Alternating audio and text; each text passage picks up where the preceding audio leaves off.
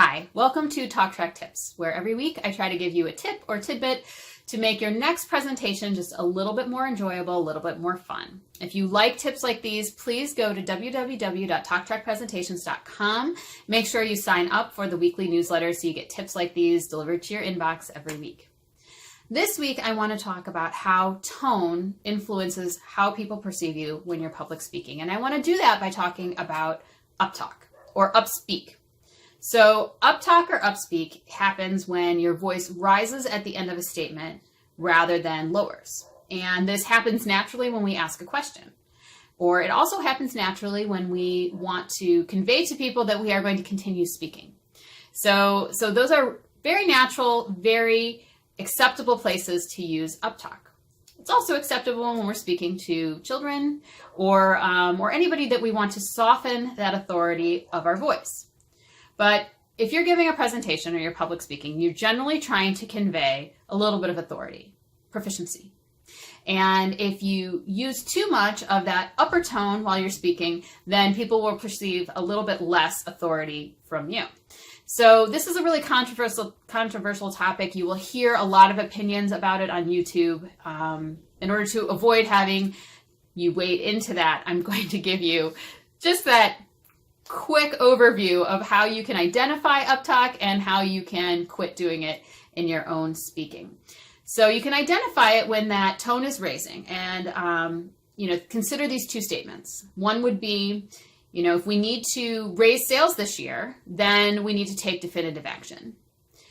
Okay, that sounds great. I feel like we really need to take action because that had a lot of authority. But if somebody were to say the exact same thing and say, in order to raise sales this year, we need to take definitive action, then it's like a question. You almost feel like you need to answer them. Well, yeah, we really should take definitive action. So that is not conveying that same authority, that same gravitas that we are after. How do you identify if you do this frequently in your speech?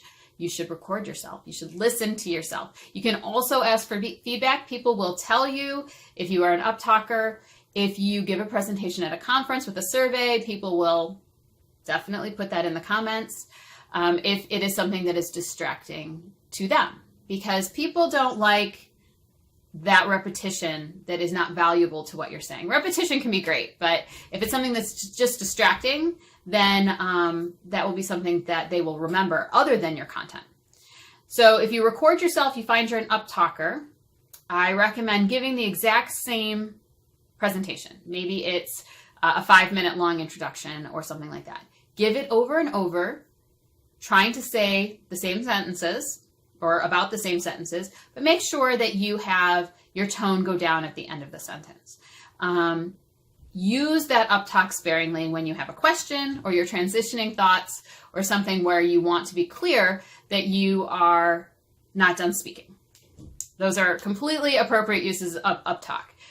Nobody wants to sound monotone. Nobody wants to maybe sound too grave as they're speaking. That's hard to connect with if somebody's grave all the time. So don't overdo the down talk, I guess, but remove it from that habit in your voice, and you will be conveying that confidence that I hope that you have. So another place that you need to make sure that you monitor yourself is if you have been working on your uptalk and you are very nervous about something that you're speaking about, it's going to creep back in. And that goes with just about anything. The ums, the ers, the phrases that you say to fill. When you're nervous, those will creep back in. So monitor yourself and realize that you're doing it while you're doing it. And you can fix it. You can fix it in the middle of a presentation. And hopefully you've practiced it. So you have that little bit of muscle memory and your voice can naturally start to come back down out of the rafters. So your tone absolutely will convey some kind of impression to your viewers. So make sure it's the right one and listen to yourself and make those corrections. So hopefully you found this tip useful. As I said, you can subscribe to my newsletter or you can follow Talk Track on LinkedIn, Facebook, Instagram, Twitter. So thanks so much, and I hope everybody has a great week.